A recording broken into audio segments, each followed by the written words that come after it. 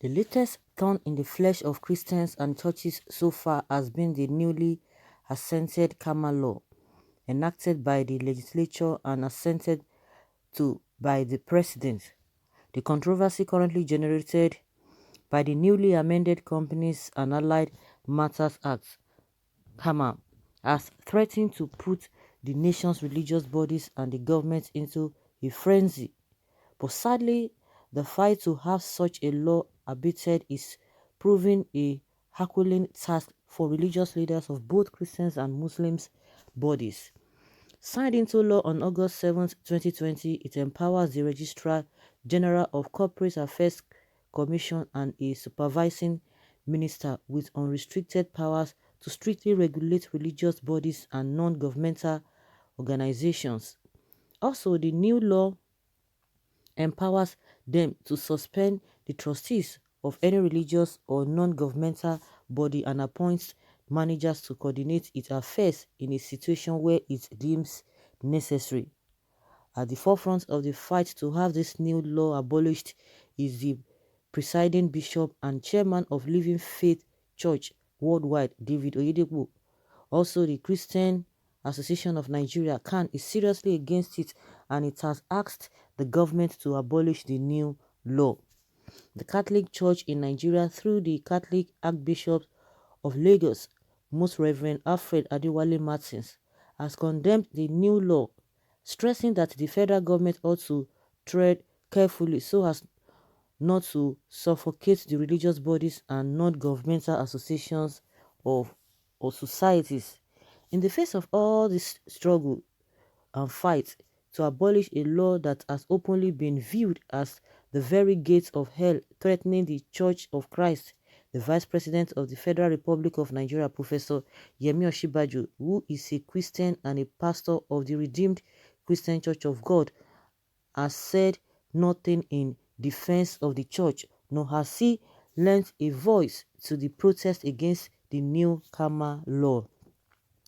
At a time where the Christian body in Nigeria is battling amongst several things, the incessant killings of Christians in the north, especially in Kaduna, the vice president has kept mute and has played a second fiddle to Muhammadu Buhari. This calls to question, is Yemi Osinbajo actually a Christian or is he just playing his cards to avoid questions to his office and also keep his hold on his office? In a rather shocking move, the Nigerian Bar Association has said that they will challenge the new law in a competent court of law. Professor Yemi Osinbajo is a lawyer, actually a senior advocate of Nigeria, but he has said next to nothing. Hence, a big question, where is Professor Yemi Osinbajo? Okay. The funny thing here is that we are even talking about what are we talking about? We are talking about this is the financial aspect of the church. That is what is even being said here. We are talking about money, the financial aspect of the church. We are not even talking about the spiritual, and they have made it clear concerning this karma or whatever. Like I've been saying, and just the way it is, both parties should find a way to resolve this whole thing, whether they karma or not.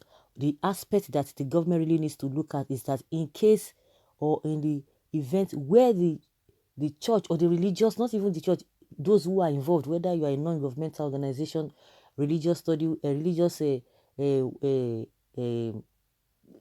groups, be it Muslim, Christians, or this whatever, in as much you have registered your church or your organization in CAC, you have to apply to this. But the area that, in case they default, that they cannot question it or it cannot be challenged in the court of law, that is the area that needs to be checked.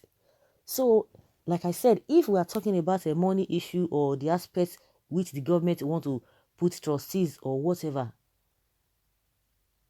we are talking about the vice president is not saying anything. The question is that has he been saying anything? We even talk the one that is even more far important than this overseeing the affair, not even just to give account of what has been coming in, then how do we not justify people who are being taken, whose lives are being taken on a daily basis? We talk about human life. We talk about money. The money is not as important to people who have been dying on a daily basis. Has he said anything? We are talking about human lives. Of course, a lot of people have talked about what has been going on in this country, that the vice president has been keeping quiet. He's not been saying anything. If he could not say anything concerning the lives of people who the lives of the people that has been taken on a daily basis, this issue of Southern Kaduna, he has never said anything. The only thing, is tactically avoiding anything that comes that will put question mark, or that will make him to say anything. He will never do that. Something is wrong somewhere. I'm surprised that people are surprised that he's not saying anything concerning this CAMA issue. No, you can't say that, because for some time he's not been saying anything. He has never said anything. But when it comes to all this shambolic economic plan that they are always organizing, that is not going to yield any fruitful results, they'll be telling you accountability. All of those things, all this economic plan and all of that we are not even seeing. We don't even know where it's starting from. We don't even know where it's ending. It has no meaning. All they do is just to come and read rhetorics. That is just it. This are the time you hear him say anything. But when it comes to real issues, we talk about human lives. The issue happening in Southern Kaduna before now, the issue of Esme. Has he said anything? No. He has not said anything. And you expect him to come and say something concerning the church. You expect him to come and say anything. He's not going to say anything. That one is even too big. It's too.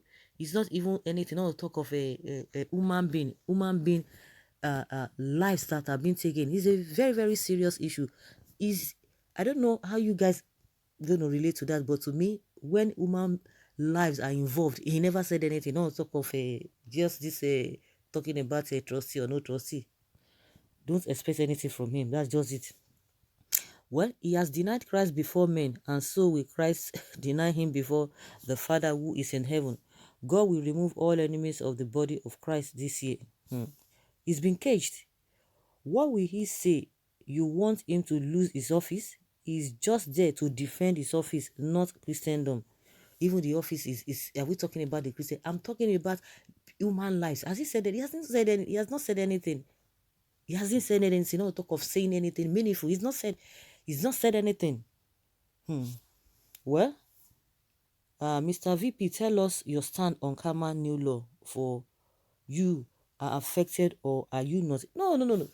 Hey, people are not really getting it. You want him to say anything. You guys are not even calling him to come and speak on what has been happening in Southern Kaduna, the activities of the Hesme, let's even leave Boko, because that one has been, he's not going to say anything. But those one that have even crossed to the southwest, to the south entirely, he's not said anything, and you expect him to say something concerning when it just comes to issue of money, issue of lives. He's never said anything.